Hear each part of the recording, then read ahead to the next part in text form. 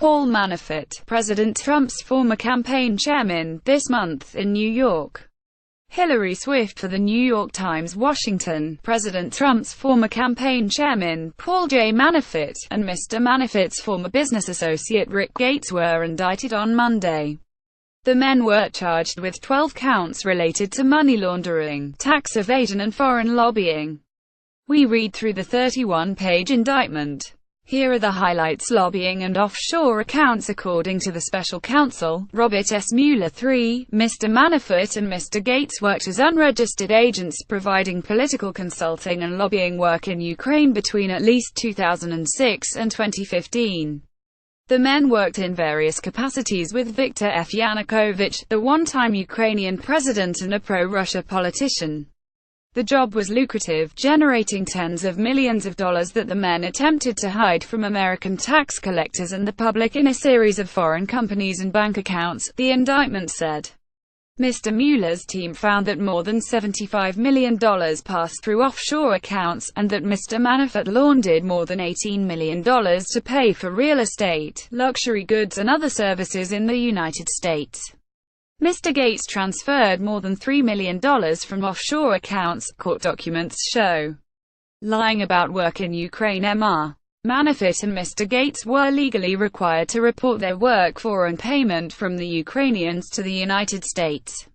They did not, the documents show. After their work was disclosed in news reports in August 2016, when Mr. Manafort was still working for the Trump campaign, he and Mr. Gates developed a false and misleading cover story to distance themselves from Ukraine, according to federal prosecutors. The reports prompted the Justice Department to ask the men if they had ever worked as agents of a foreign power.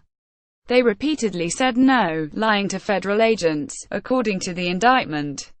No word of collusion, for no conspicuously absent from the charging documents against Mr. Manafort and Mr. Gates any mention of campaign-related interaction between the two men and Russia or between the Trump campaign and Russia. American spy agencies have concluded that Russia acted to help Mr. Trump's candidacy during the election, and part of Mr. Mueller's task is to investigate whether the campaign coordinated with them. However, in a separate case on Monday, a foreign policy advisor to Mr. Trump's campaign, George Papadopoulos, pleaded guilty to lying to the FBI about a contact with a professor with ties to Kremlin officials. The plea represents the most explicit evidence connecting the Trump campaign to the Russian election efforts. A lavish spender, Mr. Manafort in particular appears not to have been shy about using the money, wiring payments for clothing, cars, real estate and other luxury items directly from the foreign accounts to vendors, prosecutors wrote. Between 2008 and 2014, Mr. Manafort spent $849,215 at a men's clothing store in New York, and between 2008 and 2012, an additional $520,440 at a clothing store in Beverly Hills. He spent $934,350 at an antique rug store in Alexandria, Virginia, where Mr. Manafort owns a home. Between 2008 and 2010, in 2012 alone, Mr. Manafort spent about $225,000 on 3 Range Rovers and a Mercedes-Benz. And between 2008 and 2014, he poured money into a home in the Hamptons.